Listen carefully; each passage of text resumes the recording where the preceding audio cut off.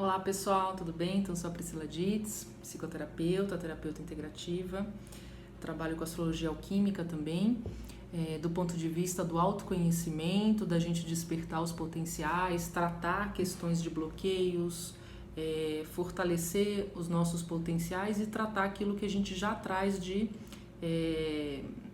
desafios, digamos assim, desafios da personalidade. A gente consegue identificar isso no mapa natal. Mapa natal astrológico, que é o mapa do nascimento. Então a gente vai falar um pouquinho nesse vídeo sobre as casas astrológicas do ponto de vista da astrologia alquímica, que é a abordagem terapêutica que eu utilizo nos meus tratamentos, né?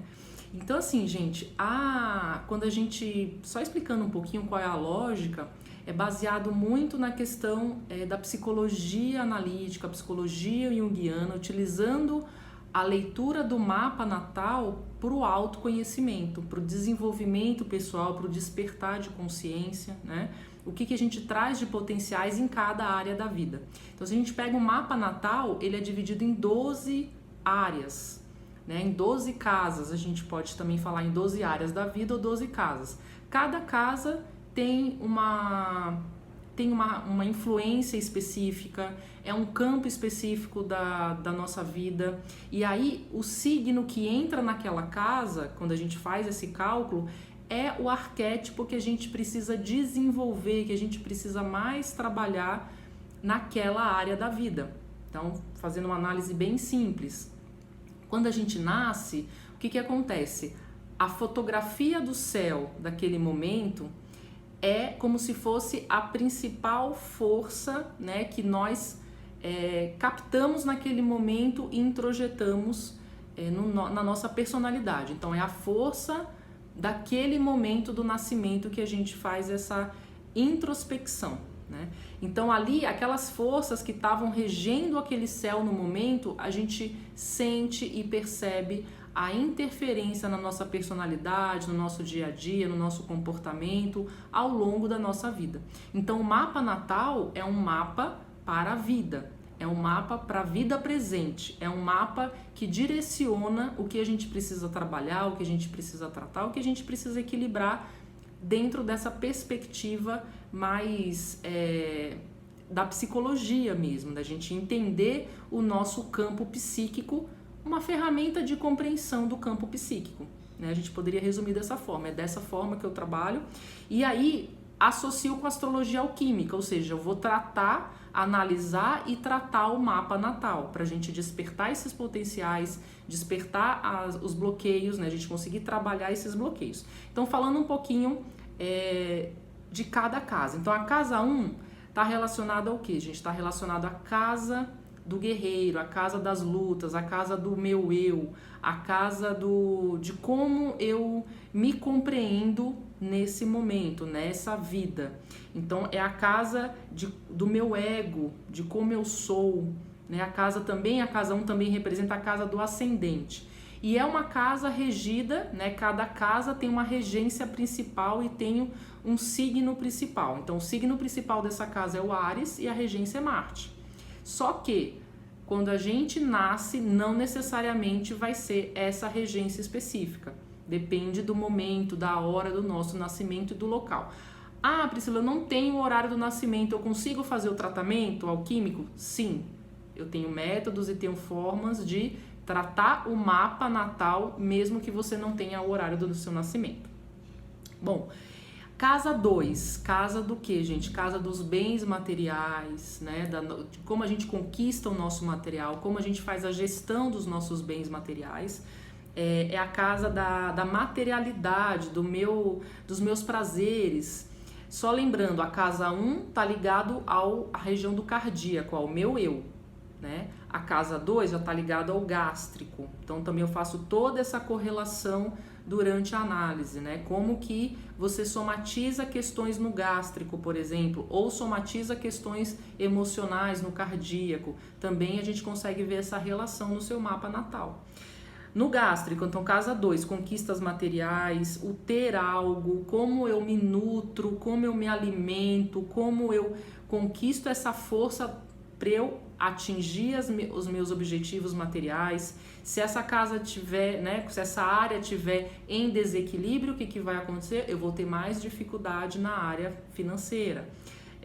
Ou uma compulsão pelo financeiro, uma compulsão por comprar, por exemplo, pode trazer algumas influências nesse sentido. Casa 3 é a casa da comunicação, a casa tem a ver com o intelecto, a criatividade, tá ligado ao chakra esplênico. O chakra esplênico, gente, é esse da região uterina, digamos ali, a região da bexiga, dos rins, do útero. Então é um chakra que está ligado à criatividade. O útero é criação, criatividade, criar. Então é um chakra da criatividade. Como eu me expresso, né? Como eu me comunico, como eu me movimento, como eu me coloco no mundo, né? Tá muito ligado a essa casa, que é só um resuminho de cada casa para o vídeo não ficar muito longo. Casa 4, casa da família, das raízes, chakra básico, a minha raiz, a minha família, da onde eu venho, né? Quais são as forças das minhas raízes, os meus antepassados, chakra da sexualidade também. Então, se a gente somatiza alguma questão aí nessa região, a gente consegue identificar bloqueios e questões aí mais desafiadoras no mapa, né, relacionado a essas áreas dessa casa. Casa 5, casa da personalidade, né? Então a casa é uma casa que rege a forma como a gente se posiciona para o mundo, a forma como a gente se expressa, a nossa personalidade. É uma casa regida por Leão e também pelo Sol. A casa 2, só retomando, a casa 2 é Touro, né, com Vênus. A casa 3 é Gêmeos com Mercúrio e a casa 4 é Câncer com a Lua. A casa 5 já é Leão com o Sol. Casa 6, Virgem com Mercúrio.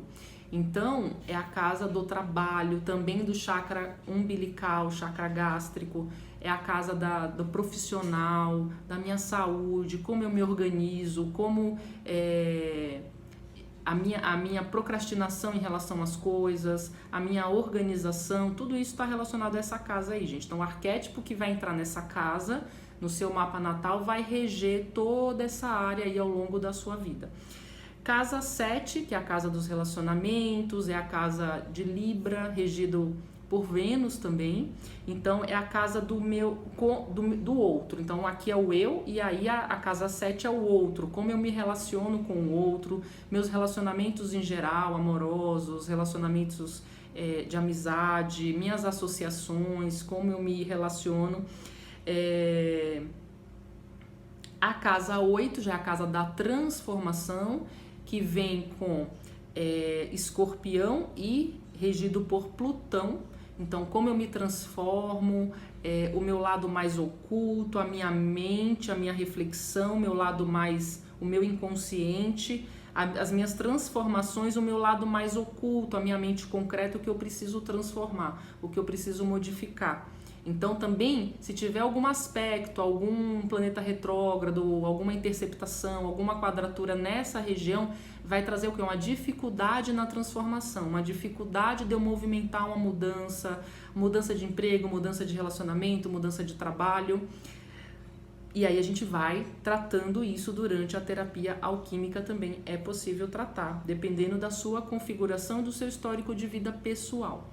Casa 9 é a casa dos ideais, a casa 8 tá ligado ao laríngeo, a minha comunicação, a minha expressão também, a minha vocação, como eu vocalizo as minhas ideias, como eu coloco em prática aquilo que eu quero realizar no mundo, né? E a casa 9 já tá ligado ao chakra frontal, ao chakra dos ideais, né? Como eu idealizo aquilo que eu almejo, né? Visão de futuro, também a minha força interior, né? A minha intuição em relação aos meus desafios, aquilo que eu preciso, as minhas decisões, né? O meu poder de decidir.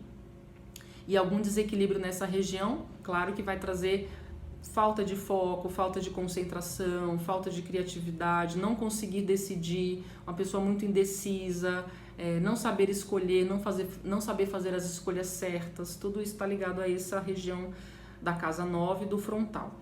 Coronário, então casa 10, né, gente? Tá ligado ao nosso chakra da coroa, o coronário, tá ligado à nossa sabedoria, o nosso propósito de vida, o nosso caminho de vida, aquilo que motiva a gente nessa existência, né?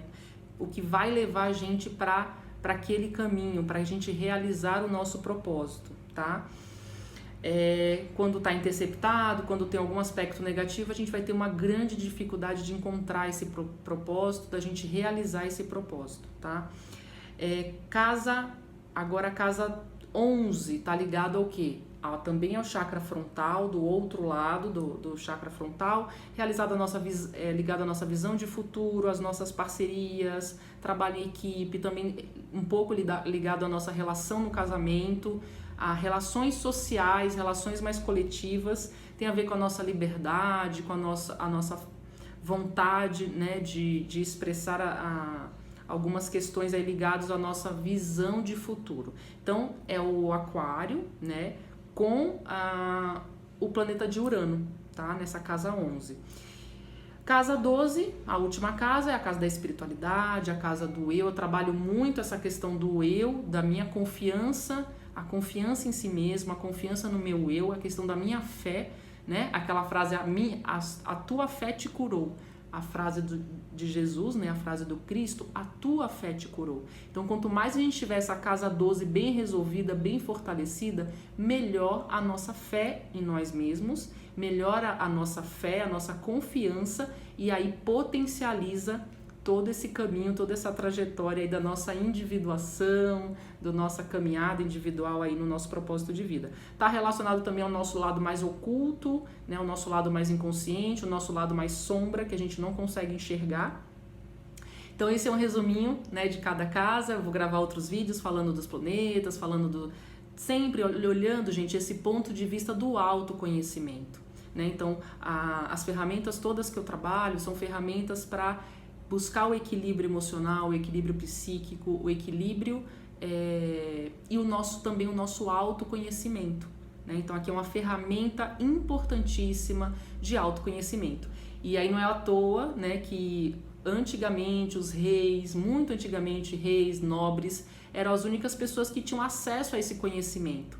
Por quê? Porque na hora do seu nascimento, eram as únicas pessoas que tinham registro de nascimento, né? Tinham um papel registrando o horário, e aí os grandes sábios da época conseguiam fazer essa leitura. Quais eram os potenciais que aquele nobre tinha que desenvolver naquela vida, quais eram os bloqueios, quais eram os desafios, tudo isso vinha dessa carta natal, né, desse mapa natal. E aí a gente tem essa ferramenta à disposição hoje, que foi sendo apropriada, resgatada novamente pela psicologia, principalmente pelos estudos do Jung, né, então psicologia analítica, psicologia profunda, para a gente compreender esse nosso psiquismo aí mais complexo, né, afinal somos seres complexos. A diferença, por exemplo, todos os animais, né, todos os seres que nascem, a gente pode calcular um mapa natal, não é verdade? O cachorrinho que nasce, a gente pode calcular o mapa natal dele. Qual é a diferença?